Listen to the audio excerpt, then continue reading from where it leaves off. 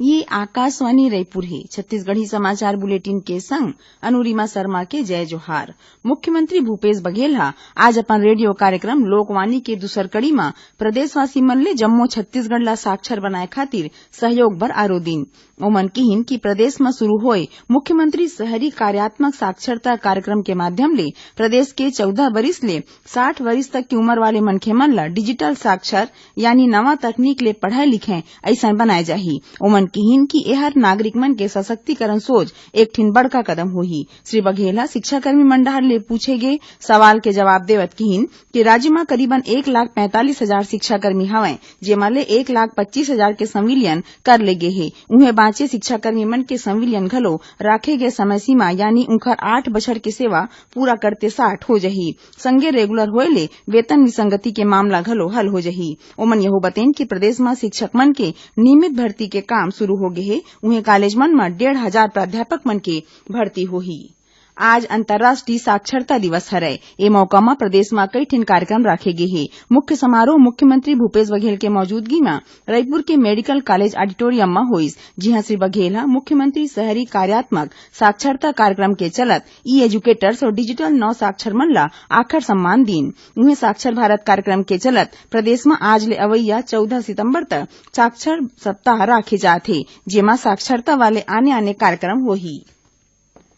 चर्चित अंतागढ़ टेप कांड ला लेके भाजपा नेता मंतूराम पवार बीते शनिचर के रायपुर में प्रथम श्रेणी न्यायिक मजिस्ट्रेट नीरज श्रीवास्तव तीर अपन बयान दर्ज कराइन। श्री पवार किहिन कि अंतागढ़ उपचुनाव में कांग्रेस उम्मीदवार के रूप में बछर 2014 में नाम वापिस ले खातिर 7.5 करोड़ रुपया के डील होय रहिस, फिर उनला कोनो पैसा नहीं मिले हे। अपन बयान में ओमन पूर्व मुख्यमंत्री अजीत जोगी, डॉक्टर रमन सिंह, पूर्व मंत्री राजेश मूणत और पूर्व विधायक अजनीत जोगी के नाव लीन। यही बीच पूर्व मुख्यमंत्री डॉक्टर रमन सिंह मंतूराम पवार के बयान ला एक ठिन राजनीतिक षड्यंत्र बताइन। उमन किहिन कि अंतागढ़ टेप कांड ले उनकर कोनो किस्म के लेना देना नहीं है। उन्हें मुख्यमंत्री भूपेश बघेल किहिन है कि ये मामला में कानून अपन काम करही। प्रदेश में पाछू 2 दिन ले सल्लग हुआ वर्षा पाए के जम्मू नरवा नदिया मन उपनावत हैं। राजधानी रायपुर समेत बिलासपुर, राजनांदगांव, जांजगीर चांपा, धमतरी और कवर्धा समेत कई ठिन शहर के खाले के बस्ती मन में पानी भरे ले आम जनजीवन अस्त व्यस्त हो गए है। कबीरधाम जिला में नदिया नहाकर 1 झिन माई लोगिन के मौत हो गए, फिर 25 झिन आने मनखे मन ला बचा ले गए है। उन्हें बलौदाबाजार जिला के बिलाईगढ़ थाना क्षेत्र के टुंडरी कोरकोटी नरवा में 2 झिन नोनी बुहागे, जेमा ले 1 झिन गंभीर हालत में नरवा ले बाहर निकाले गए है। फिर 1 झिन नोनी के लाश बरामद कर ले गए है। मौसम विभाग के मुताबिक उत्तरी ओडिशा और तीर तखार में कमती दबाव के क्षेत्र बने हैं। एकर प्रभाव ले प्रदेश में जोरदार वर्षा हुआ थे। अवैया 24 घंटे के दौरान रायपुर, बिलासपुर, जांजगीर चांपा समेत 1-2 जगह में जोरदार पानी गिर सका थे।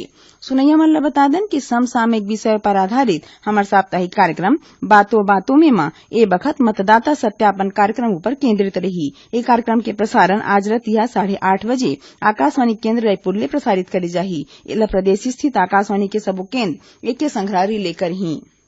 अब थोरकुन समाचार सार में स्वास्थ्य मंत्री टीएस सिंहदेव आज रायपुर के डॉक्टर भीमराव अंबेडकर स्मृति चिकित्सालय में कैंसर के मरीज मन बर नवा एक्सरे जांच machine digital radiography DR system के लोकार्पण करीन।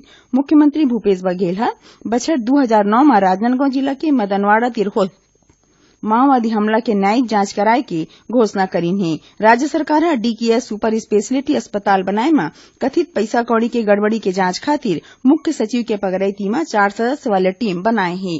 और दंतेवाड़ा विधानसभा उपचुनाव पर नामांकन वापसी के आखिरी दिन काली कोनो भी उम्मीदवार अपन नाम वापिस नहीं लीन है। मुख्यमंत्री भूपेश बघेल बिलासपुर के सरकंडा में एक ठिन कार्यक्रम में किहिन है कि छत्तीसगढ़ में सबले बड़का समस्या नान्हे लइका में कुपोषण और नारी प्राणी मन में एनीमिया यानी खून के कमी हावे। और एला दुरियाए बर अवैया 2 अक्टूबर ले प्रदेश भर में अभियान चलाए जाही। मुख्यमंत्री काली बिलासपुर जिला के सरकंडा में राखे के समारोह में बोलत बेराए बात किहिन। ए मौका में मुख्यमंत्री बिलासपुर शहर ला पानी मिला ए खातिर अरपा नदी में बैराज और एनिकट बनाए के घोषणा करीन। एकरे संग छत्तीसगढ़ी समाचार बुलेटिन इहे सिरावत है। जय जोहार।